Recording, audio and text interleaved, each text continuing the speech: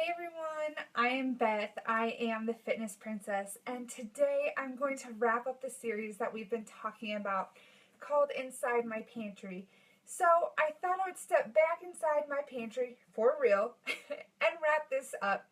Today I want to talk about inflammatory foods. Now, let me ask you this question. Do you feel amazing? Like physically? Do you feel great? Do you feel like you can do anything you could ever want? If you wanted to go rock climbing, do you feel like you could do that? Do you feel in control at the grocery store when you're putting foods in your shopping cart? If you don't feel physically amazing, then I just want to tell you, you're doing it wrong. Now, I understand that headaches, fatigue, bloating, all of these things can be considered normal because that's what we have been accustomed to for so long. I grew up and I had a headache every single day since second grade, and I had no idea why. I was confused. And so ultimately, that was why I started my journey. Yes, I wanted to lose weight and I needed to lose weight as well, but I was so tired of having headaches. And so that's what made me start my own health journey of trying to figure out why I was having these headaches, where they were coming from, and if I could get rid of them. So if you are struggling with pain and aches and medical issues and you don't feel amazing, then I just want to share that there can be hope out there for you. Like I have said previously in other videos, I am not a doctor. I am not a nutritionist. I am simply sharing this information because this is what I have learned along my journey of becoming certified in nutrition, and just in my own research that I've done for myself. So today I want to share just some things, some common things that maybe you have dealt with, maybe you're dealing with right now, maybe you had no idea that you might be able to feel a little bit better. So if you have ever struggled with allergies, asthma, Crohn's disease, acne, IBS, diabetes, both types 1 and 2, high cholesterol or high triglycerides, migraines, PCOS, endometriosis, eczema, psoriasis, those are some common things that there are some common triggers that might make you start thinking about inflammation. So what is inflammation? What are inflammatory foods? Okay. Think about when you get a cut or a scrape and your skin kind of swells and it might get infected. It gets red maybe. That is our body's response to try to heal that. It becomes inflamed so that our body can heal itself. That's amazing. Our bodies can heal. So that is inflammation.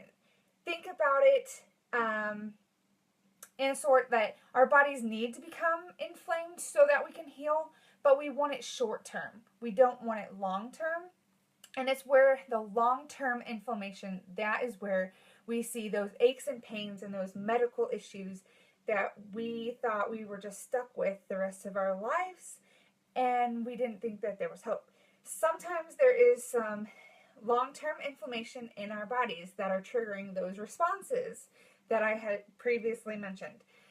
So, yes, you can help yourself. You can try to eliminate certain foods in your diet. That is why I'm so passionate about the Whole30, because the Whole30 is anti-inflammatory. You take out the foods that are causing some of these things to see how you feel.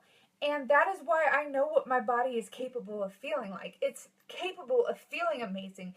It's capable of waking up before my alarm clock and getting ready to go for the rest of the day and not needing a nap. And I know it's capable of feeling amazing, and I don't have bloating, and I don't have a stomach ache, and I don't have a headache. And that is awesome. And I want everyone to feel that way. So, systemic Inflammation starts in our gut.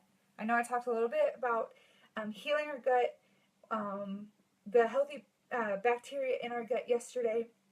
And so all of that inflammation, that's where it starts. And so we have to have a healthy gut. So we got to get the foods that are inflammatory out of our diet. So what are those foods? Dairy, gluten, alcohol, sugar, even artificial sweeteners, soy, peanuts, grains. Grains is a big one. Fried foods, pot, both diet and regular, and the list goes on. And I will share this list in my blog, so check back for it.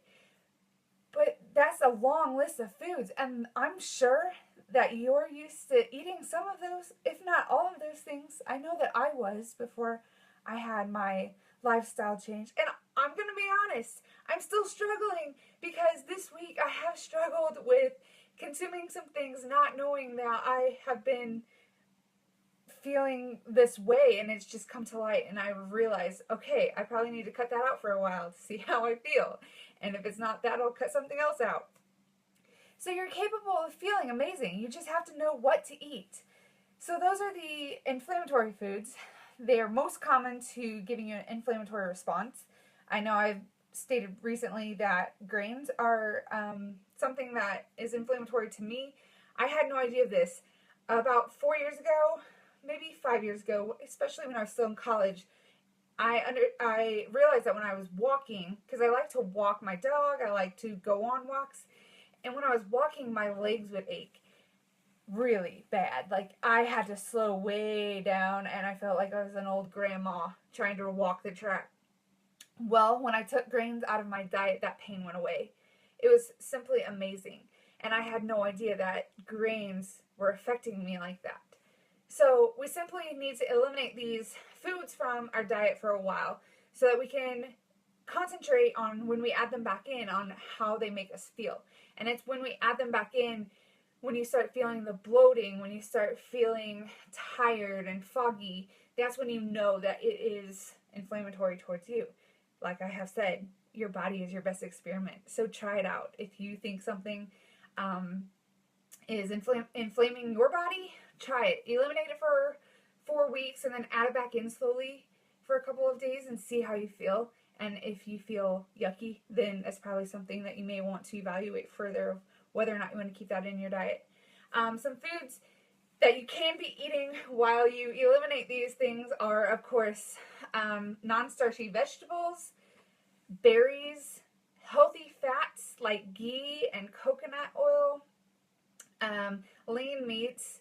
So while I'd encourage you to do a Whole30, I know that's super scary because my first one, I had to prep and I had to read all of the material before I even considered it. And then even then I was still scared because I was getting rid of cheese for like a whole month. And I thought that was the hardest thing ever. But it's not that hard because when you compare it to something else, like having cancer, that's hard. I think I stole that line from the Whole30 book. Sorry, Melissa, Dallas. So it's not hard. It's as hard as you want to make it. So taking those foods out of our body really helps us eliminate or helps us evaluate what is making us feel that way.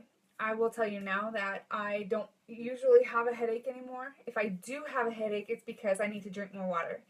And these aches and pains that we have in our life, they're signaling something, that something is wrong, because we are supposed to feel amazing.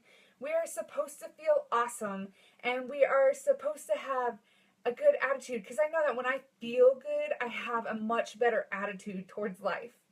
So if you're not feeling amazing, if you are going to bed every night with a bad stomach ache or bloating or gas or a headache, try eliminating some of these foods for a while and see how you feel. So I ask you, what is in your pantry? Because if you are truly wanting to make this a lifestyle, make this a healthy lifestyle, you really do have to figure out what you can and cannot eat. Each person is different, so what you can eat and what I can eat, they can maybe be the same things, but they might be totally different. So I would encourage you to just evaluate I would encourage you to keep researching because that's the biggest thing. Once you know how these foods react in our bodies, then you are more likely to make a decision based on what you know and how you experiment with it. So, if you have questions about this, if you are interested in doing Whole30, I would love to talk to you about it. I'm seriously passionate about the Whole30 program because it has changed my life. I feel more confident going into the grocery store. I feel more confident about myself. Even though I still need to lose weight, I still feel confident about myself and about who I am. And that's how I want you to feel too. I want you to feel confident. I want you to feel like you're on top of the world. So if you want to talk about any of those things, if you have questions, please reach out to me. I am more than happy to talk with you about them. I hope you guys are having a great day, and I will talk to you later. Bye.